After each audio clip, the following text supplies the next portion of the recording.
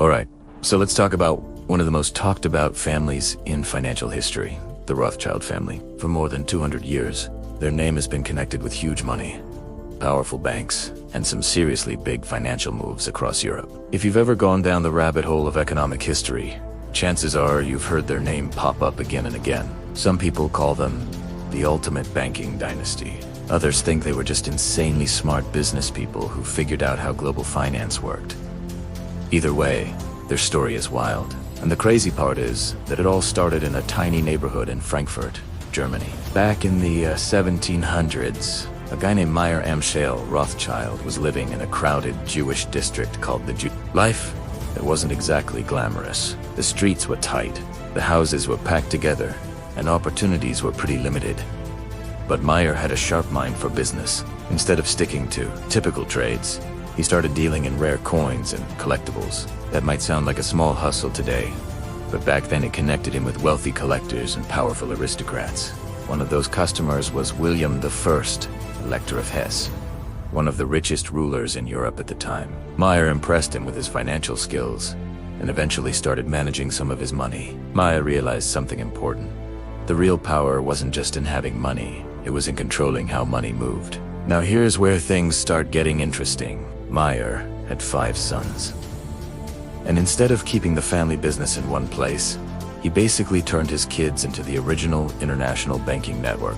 One son stayed in Frankfurt, but the others were sent out to major financial cities: London, Paris, Vienna, and Naples. Think about that for a second. This was the late 1700s.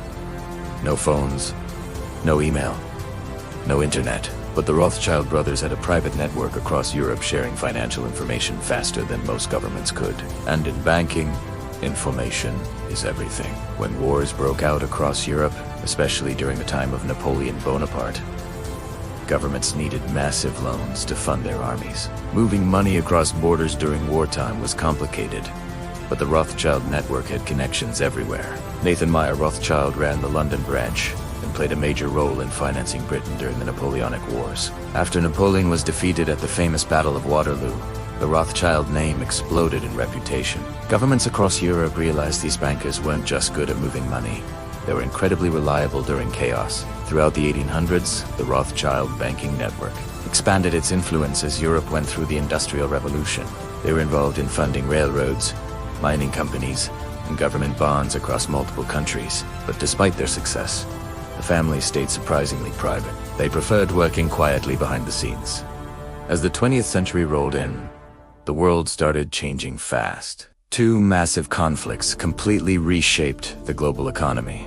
Today, the Rothschilds' legacy continues through institutions like Rothschild & Co., which operates in multiple countries. The rise of the Rothschild dynasty remains one of the most remarkable financial stories the world has ever seen.